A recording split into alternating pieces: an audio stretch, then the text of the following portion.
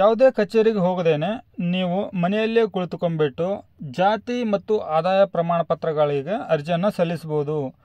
ಅರ್ಜಿ ಸಲ್ಲಿಸಲಿಕ್ಕೆ ಏನೆಲ್ಲ ದಾಖಲೆಗಳು ಬೇಕಾಗತ್ತೆ, ಅರ್ಜಿ ಸಲ್ಲಿಸಲಿಕ್ಕೆ ಎಷ್ಟು ಶುಲ್ಕವನ್ನು ನೀವು ಪಾವತಿಸಬೇಕಾಗತ್ತೆ, ನಂತರ ಅರ್ಜಿ ಸಲ್ಲಿಸೋದು ಹೇಗೆ, ಈ ಎಲ್ಲ ವಿಷಯಗಳ ಬಗ್ಗೆ ನಾನು ನಿಮಗೆ ಈ ವಿಡಿಯೋದಲ್ಲಿ ಸಂಪೂರ್ಣವಾದಂಥ ಒಂದು ಮಾಹಿತಿಯನ್ನು ತಿಳಿಸ್ಕೊಡ್ತೇನೆ. ವಿಡಿಯೋನ ಶುರು ಮಾಡೋಣ ವೀಕ್ಷಕರೇ. ವಿಡಿಯೋನ ಶುರು ಮಾಡೋಕ್ಕೂ ಮುನ್ನ ನೀವಿನ್ನೂ ನನ್ನ ಚಾನಲ್ಗೆ ಹೊಸಬರಾಗಿದ್ದರೆ ಚಾನಲ್ಗೆ ಸಬ್ಸ್ಕ್ರೈಬ್ ಮಾಡ್ಕೊಂಬಿಟ್ಟು ನೋಟಿಫಿಕೇಷನ್ ಬಟನ್ ಆಲ್ ಅಂತೇಳಿ ಸೆಲೆಕ್ಟ್ ಮಾಡ್ಕೊಳ್ಳಿ. ಇಲ್ಲಿ ವೀಕ್ಷಕರೇ, ಮೊದಲನೇದಾಗಿ ಅರ್ಜಿ ಸಲ್ಲಿಸಲಿಕ್ಕೆ ದಾಖಲೆಗಳು ಏನೆಲ್ಲ ಬೇಕು ಅನ್ನೋದಾಯ್ತಂದರೆ, ಶಾಲೆ ದೃಢೀಕರಣ ಬೇಕಾಗತ್ತೆ, ಶಾಲೆ TC ಬೇಕಾಗತ್ತೆ, ಇಲ್ಲ LC ಇದ್ರೂ ಕೂಡ ನಡೆಯುತ್ತೆ. ನಂತರ ಸ್ವಯಂ ದೃಢೀಕರಣ ಪತ್ರ ಬೇಕಾಗತ್ತೆ, ಅದು ಅಟ್ಯಾಚ್ ಮಾಡಿದ್ರು ಅಥವಾ ಮಾಡದೇ ಇದ್ರೂ ನಡೆಯುತ್ತೆ, ಇದ್ದರೆ ಒಳ್ಳೆಯದು. ಆಧಾರ್ ಕಾರ್ಡ್ ಬೇಕಾಗತ್ತೆ, ಆಧಾರ್ ಕಾರ್ಡಿಗೆ ಲಿಂಕ್ ಇರುವಂಥ ಮೊಬೈಲ್ ನಂಬರ್ ಬೇಕಾಗತ್ತೆ. ನಂತರ ನಿಮ್ಮ ಒಂದು ಪಡಿತರ ಚೀಟಿ ಅಂದರೆ ರೇಷನ್ ಕಾರ್ಡ್ ಬೇಕಾಗತ್ತೆ, ಜೊತೆಗೆ ಒಂದು ಪಾಸ್ಪೋರ್ಟ್ ಸೈಜ್ ಫೋಟೋ ಬೇಕಾಗತ್ತೆ. ಈ ಎಲ್ಲ ದಾಖಲೆಗಳನ್ನು ನೀವು ಸ್ಕ್ಯಾನ್ ಮಾಡ್ಕೊಂಬಿಟ್ಟು ರೆಡಿಯಾಗಿ PDF ಫಾರ್ಮೆಟಲ್ಲಿ ನಿಮ್ಮ ದಾಖಲೆಗಳು 200 KB ಕಡಿಮೆ ಇರಬೇಕು, ಫೋಟೋ 500 KB ಕಡಿಮೆ ಇರಬೇಕು. ಹಾಗಿದ್ದರೆ ಅರ್ಜಿಯನ್ನು ಸಲ್ಲಿಸಲಿಕ್ಕೆ ಎಷ್ಟು ಶುಲ್ಕ ಆಗುತ್ತೆ ಅನ್ನೋದಾಯ್ತಂದರೆ, 40 ರೂಪಾಯಿ ನೀವು ಆನ್ಲೈನ್ ಮುಖಾಂತರ ಪೇಮೆಂಟನ್ನು ಮಾಡಬೇಕಾಗತ್ತೆ. ಆ ಪ್ರೊಸೀಜರನ್ನು ನಾನು ನಿಮಗೆ ಒನ್ ಬೈ ಒನ್ ತಿಳಿಸ್ಕೊಡ್ತಾ ಹೋಗ್ತೀನಿ. ಹಾಗಿದ್ದರೆ ನಾವು ಅರ್ಜಿ ಸಲ್ಲಿಸೋದು ಹೇಗೆ ಅಂತೇಳಿ ತಿಳ್ಕೊಳ್ಳೋಣ. ಇವಾಗ ನಾವು ಮೊದಲನೇದಾಗಿ ನಾಡ ಕಚೇರಿ ವೆಬ್ಸೈಟ್, ನಾಡ ಕಚೇರಿಯ ಹೊಸ ಪೋರ್ಟಲ್ ಇವಾಗ 5.0ಗೆ ನಾವು ಲಾಗಿನ್ ಆಗಬೇಕಾಗತ್ತೆ. ಈ ಪೋರ್ಟಲ್ಗೆ ಬಂದ ನಂತರ ಇಲ್ಲಿ ಹೊಸ ವಿನಂತಿ ಮೇಲೆ ಕ್ಲಿಕ್ ಮಾಡ್ಕೊಳ್ಳಿ, ಜಾತಿ ಪ್ರಮಾಣ ಪತ್ರ ಅಂತೇಳಿ ಸೆಲೆಕ್ಟ್ ಮಾಡ್ಕೊಳ್ಳಿ. ಇಲ್ಲಿ ಸ್ಟಾರ್ ಮಾರ್ಕ್ ಇರೋವಂಥದ್ದೆಲ್ಲನೂ ಕಂಪಲ್ಸರಿಯಾಗಿ ನೀವು ಫಿಲಪ್ ಮಾಡಲೇಬೇಕು. ನಾನು ಹೇಳಿದ ಹಾಗೆ 200 KB ನಿಮ್ಮ ದಾಖಲೆಗಳು ಇರಬೇಕು. ನಂತರ ನಿಮ್ಮ ಫೋಟೋ ಬಂದುಬಿಟ್ಟು 550 KB ಕಡಿಮೆ ಇರಬೇಕು. ಸೊ ಇವಾಗ ಮುಂದುವರಿಸಿ ಮೇಲೆ ಕ್ಲಿಕ್ ಮಾಡ್ಕೊಳ್ಳಿ. ನಿಮ್ಮ ಹತ್ತಿರ ಪಡಿತರ ಚೀಟಿ ಇತ್ತಂದರೆ ಎಸ್ ಅಂತೇಳಿ ಅಥವಾ ಹೌದು ಅಂತೇಳಿ ಕ್ಲಿಕ್ ಮಾಡ್ಕೊಂಡ್ಬಿಟ್ಟು ಇಲ್ಲಿ ಕಾಣ್ತಾ ಇರೋ ಬಾಕ್ಸಲ್ಲಿ ನಿಮ್ಮ ಪಡಿತರ ಚೀಟಿ ಸಂಖ್ಯೆ ಹಾಕಿಬಿಟ್ಟು ಶೋಧಿಸಿ ಮೇಲೆ ಕ್ಲಿಕ್ ಮಾಡ್ಕೊಂಡ ನಂತರ ನಿಮಗೆ ಇಲ್ಲಿ ಅರ್ಜಿದಾರರನ್ನು ಆಯ್ಕೆ ಮಾಡಿ ಅಂತ ಬರುತ್ತೆ. ಇಲ್ಲಿ ನಿಮ್ಮ ಹೆಸರನ್ನು ಸೆಲೆಕ್ಟ್ ಮಾಡ್ಕೊಳ್ಳಿ ಈ ಲಿಸ್ಟಿಂದ. ನಂತರ ಶೋಧಿಸಿ ಮೇಲೆ ಕ್ಲಿಕ್ ಮಾಡ್ಕೊಳ್ಳಿ. ಇದರ ನಂತರ ನಿಮಗೆ ನೆಕ್ಸ್ಟ್ ಪೇಜ್ ಈ ಥರ ಓಪನ್ ಆಗುತ್ತೆ. ನಿಮ್ಮ ಮೊಬೈಲ್ನಲ್ಲಿ ಅಥವಾ ನಿಮ್ಮ ಕಂಪ್ಯೂಟರ್ನಲ್ಲಿ ಈ ಒಂದು ನುಡಿ ಸಾಫ್ಟ್ವೇರ್ ಇತ್ತಂದರೆ, ಇಲ್ದಿದ್ರೆ ಆನ್ಲೈನ್ ಮುಖಾಂತರ ಕೂಡ ನೀವಿಲ್ಲಿ ಕನ್ನಡ ಟೈಪಿಂಗ್ ಮಾಡ್ಬೋದು. ನಾನಿಲ್ಲಿ ಫಾಸ್ಟ್ ಫಾರ್ವರ್ಡನ್ನು ಮಾಡಿದ್ದೇನೆ. ಇದು ಆಲ್ಮೋಸ್ಟ್ ಎಲ್ಲರಿಗೂ ಗೊತ್ತಿರುತ್ತೆ ಈ ಮಾಹಿತಿ. ಸೊ ಇಲ್ಲಿ ಮೊಬೈಲ್ ನಂಬರನ್ನು ಹಾಕ್ಕೊಳ್ಳಿ. ಮೊಬೈಲ್ ನಂಬರನ್ನು ಹಾಕೊಂಡ್ಬಿಟ್ಟು OTPಯನ್ನು ಪಡೆದುಕೋಬೇಕಾಗತ್ತೆ. ನೀವಿಲ್ಲಿ ಬಂದಿರುವಂಥ OTPಯನ್ನು ನೀವಿಲ್ಲಿ ಹಾಕಿ ಪರಿಶೀಲನೆ ಮಾಡಬೇಕಾಗತ್ತೆ.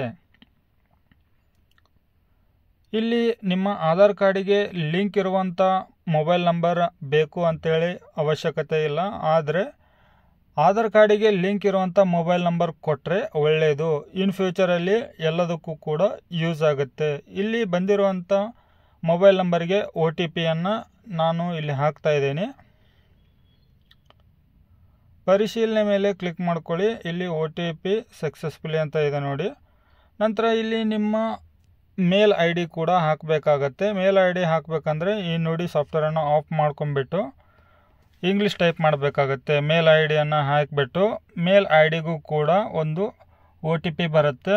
OTPಯನ್ನು ನೀವು ವೆರಿಫೈ ಮಾಡಬೇಕಾಗತ್ತೆ.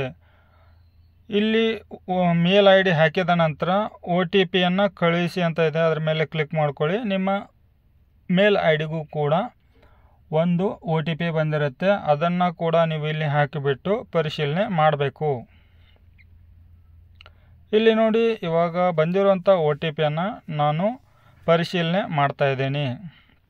ಹೌದು ಮೇಲೆ ಕ್ಲಿಕ್ ಮಾಡ್ಕೊಂಡ್ಬಿಟ್ಟು ಮುಂದುವರಿಸಿ ಮೇಲೆ ಕ್ಲಿಕ್ ಮಾಡ್ಕೊಳ್ಳಿ. ಇಲ್ಲಿ ನಿಮ್ಮ ಪ್ರವರ್ಗ, ನಿಮ್ಮ ಜಾತಿ, ಮೀಸಲಾತಿ ಏನಿದೆ ಅದನ್ನು ಸೆಲೆಕ್ಟ್ ಮಾಡ್ಕೊಳ್ಳಿ. ನಿಮ್ಮ ಕಾಸ್ಟ್ ಸೆಲೆಕ್ಟ್ ಮಾಡ್ಕೊಂಡ್ಬಿಟ್ಟು ನಂತರ ನಿಮ್ಮ ಇನ್ಕಮನ್ನು ಹಾಕಿ ಇದು ಯಾವ ಉದ್ದೇಶಕ್ಕಾಗಿ ಜಾತಿ ಪ್ರಮಾಣ ಪತ್ರ ಮತ್ತು ಆದಾಯ ಪ್ರಮಾಣ ಪತ್ರಗಳನ್ನು ನೀವು ಸಲ್ಲಿಸ್ತಾ ಇದ್ದೀರ ಅನ್ನೋದು ಕೂಡ ಸೆಲೆಕ್ಟ್ ಮಾಡ್ಕೋಬೇಕಾಗತ್ತೆ. ನಾನು ವಿದ್ಯಾಭ್ಯಾಸಕ್ಕಂತ ಸೆಲೆಕ್ಟ್ ಮಾಡ್ಕೊಂಡಿದ್ದೀನಿ. ಇಲ್ಲಿ ನಿಮ್ಮ ಡಾಕ್ಯುಮೆಂಟ್ಗಳನ್ನು ನೀವು ಅಪ್ಲೋಡ್ ಮಾಡಬೇಕಾಗತ್ತೆ. ಇಲ್ಲಿ ನಾನು ಅಪ್ಲೈ ಮಾಡ್ತಾ ಇರೋದು ಮುಸ್ಲಿಂ ಕಾಸ್ಟಿಗಾಗಿ, ಹಾಗಾಗಿ ಕಂಪಲ್ಸರಿ ಇಲ್ಲಿ ಫೋಟೋ ಅಪ್ಲೋಡ್ ಮಾಡಬೇಕು. ಆದರೆ ಇದು ಸರ್ಟಿಫಿಕೇಟಲ್ಲಿ ಪ್ರಿಂಟಾಗಿ ಬರೋದಿಲ್ಲ. ಇಲ್ಲಿ ನಿಮ್ಮ ಶಾಲೆ ದೃಢೀಕರಣ ಬೇಕಾಗತ್ತೆ. ಪಡಿತರ ಚೀಟಿಯ ರೇಷನ್ ಕಾರ್ಡ್ ಡಾಕ್ಯುಮೆಂಟನ್ನು PDF ಸ್ಕ್ಯಾನ್ ಮಾಡ್ಕೊಂಬಿಟ್ಟು ಎಲ್ಲ ರೆಡಿ ಮಾಡಿ ಇಟ್ಕೊಂಡಿದ್ದೇನೆ. ಇದನ್ನು ಅಪ್ಲೋಡ್ ಮಾಡೋದಷ್ಟೇ ಬಾಕಿ ಇಲ್ಲಿ. ನಂತರ ಇಲ್ಲಿ ಸ್ವಯಂ ದೃಢೀಕರಣಕ್ಕೂ ಕೂಡ ನೀವು ಶಾಲೆ ದೃಢೀಕರಣವನ್ನು ಅಪ್ಲೋಡ್ ಮಾಡಿದ್ರು ನಡೆಯುತ್ತೆ. ಗುರುತಿನ ಚೀಟಿಗಾಗಿ ರೇಷನ್ ಕಾರ್ಡು ಅಥವಾ ಆಧಾರ್ ಕಾರ್ಡ್ ಕೂಡ ನೀವು ಅಪ್ಲೋಡ್ ಮಾಡ್ಬೋದು.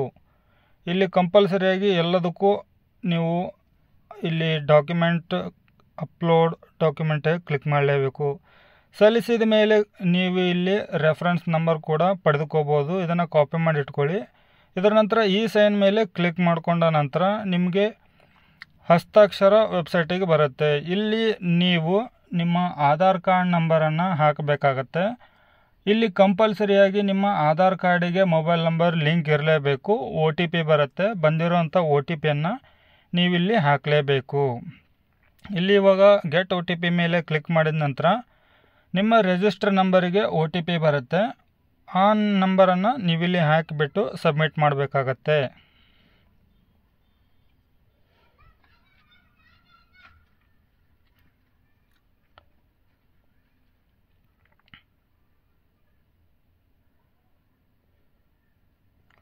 ಬಂದಿರೋಂಥ OTPಯನ್ನು ನಾನಿಲ್ಲಿ ಹಾಕ್ತಾ ಇದ್ದೇನೆ. ಹಾಕಿದ ನಂತರ ಕನ್ಸೆಂಟ್ ಕ್ಲಿಕ್ ಆಗುತ್ತೆ. ಸಬ್ಮಿಟ್ ಮೇಲೆ ಕ್ಲಿಕ್ ಮಾಡಿದ ನಂತರ ಇಲ್ಲಿ ಹಣ ಪಾವತಿಸಲು ಇದ್ರ ಮೇಲೆ ಕ್ಲಿಕ್ ಮಾಡ್ಕೊಂಡ್ಬಿಟ್ಟು ಕನ್ಸೆಂಟ್ ಮೇಲೆ ಕ್ಲಿಕ್ ಮಾಡಿ ನಾನು ವ್ಯಾಲೆಟ್ ಅಕೌಂಟಿಂದ ಅಮೌಂಟನ್ನು ಪಾವತಿ ಮಾಡ್ತಾ ಇದ್ದೀನಿ. ನೀವು ಫೋನ್ಪೇಯಿಂದ ಕೂಡ ಮಾಡ್ಬೋದು. ನಂತರ ಈ ಅಕೌಂಟು ನಿಮ್ಮ ಹತ್ರ ಇತ್ತಂದರೆ ರಿಜಿಸ್ಟರ್ ಮಾಡ್ಕೊಂಡಿದ್ರೆ ಇಲ್ಲಿ ಕೂಡ ನೀವು ಪೇಮೆಂಟ್ ಮಾಡ್ಬೋದು. ಇಲ್ಲಿ ನೋಡಿ ಸಕ್ಸಸ್ಫುಲಿ ಆಗಿದೆ. ಮುಂದುವರಿಸಿ ಮೇಲೆ ಕ್ಲಿಕ್ ಮಾಡ್ಕೊಳ್ಳಿ. ಇಲ್ಲಿ ರಿಸಿಪ್ಟ್ ಕೂಡ ನೀವು ಡೌನ್ಲೋಡ್ ಮಾಡ್ಕೊಂಬಿಟ್ಟು ಈ ಫ್ಯೂಚರ್ ರೆಫರೆನ್ಸಿಗೆ ಇಟ್ಕೋಬೋದು.